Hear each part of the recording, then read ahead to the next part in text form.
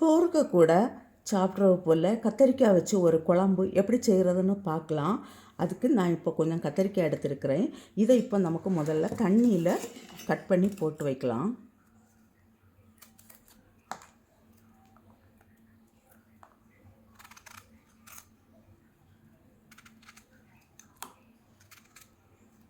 இதே போல் எல்லாம் கட் பண்ணிவிட்டு பார்க்கலாம். கட் பண்ணியாச்சு. இது இப்போ இருக்கட்டும்.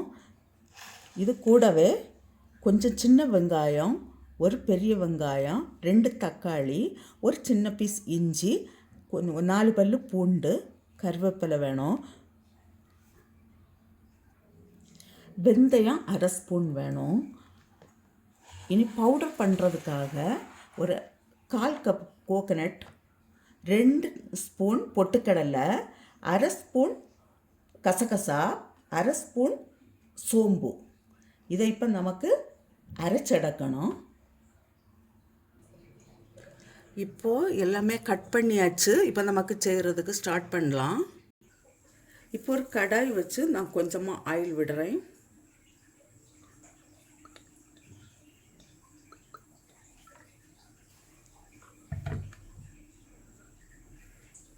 கடுகு,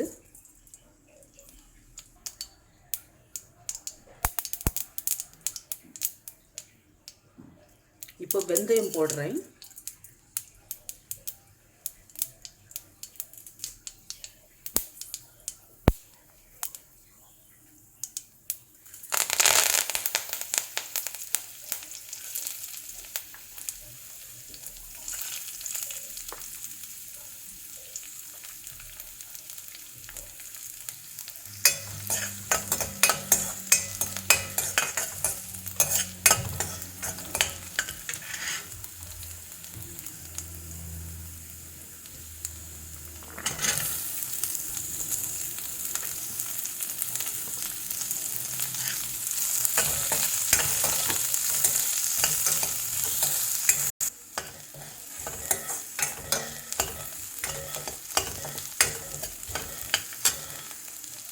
இப்போ ஆனியன் இவ்வளவு ஃப்ரை ஆனோடனே நான் தக்காளி போடுறேன்.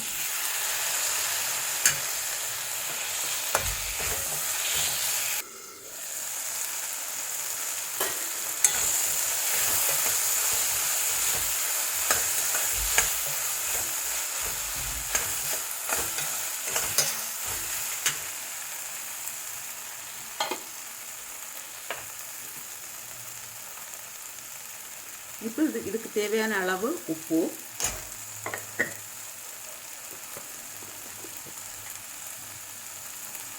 ஒரு 1/4 ஸ்பூன் மஞ்சள் தூள்,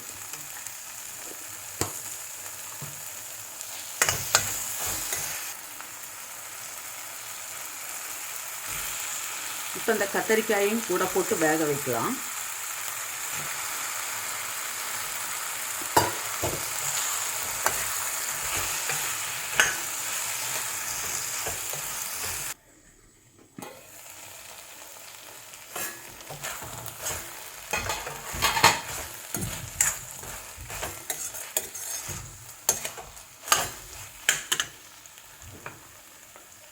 இப்போ இந்த கத்தரிக்காய்க்கு நான் கொத்தமல்லி தூள் போடுறேன்.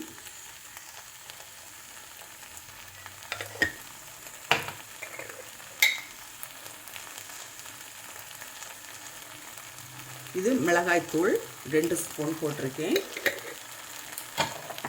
மல்லித்தூளும் 2 ஸ்பூன் போட்டிருக்கேன்.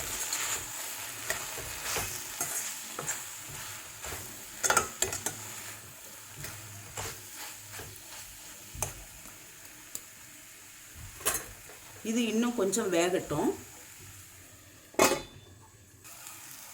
இப்போது அரைச்சி வச்சிருக்கிற அந்த தேங்காயை விடுறேன். தேங்காய், பொட்டுக்கடலை, கசகசா, சோம்பு,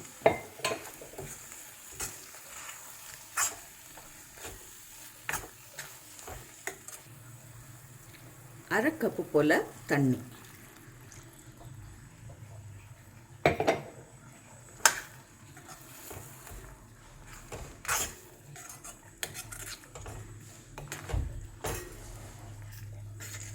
இதை இன்னும் இப்போ மூடி வச்சு நமக்கு வேக வைக்கலாம்.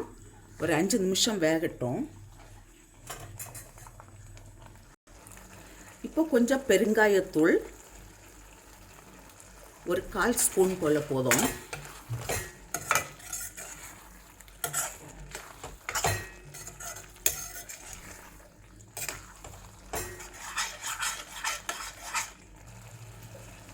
இப்போ கொஞ்சமாக புளி கரைசல் கொஞ்சம்.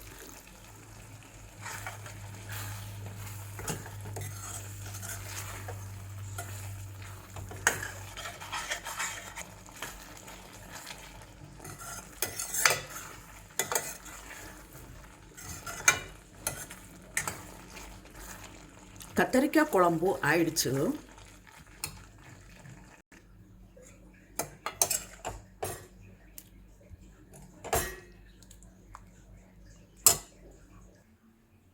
கத்தரிக்காய் குழம்பு ரைஸுக்கு கூட சாப்பிட்றதுக்கு நல்ல டேஸ்ட்டாக இருக்கும். நீங்களும் இது போல் செய்து பாருங்கள். செய்து பார்த்து உங்களுடைய கருத்துக்களை தெரிவிங்க. உங்களுக்கு இந்த சமையல் பிடிச்சிருக்குன்னா சப்ஸ்கிரைப் பண்ணுங்கள்.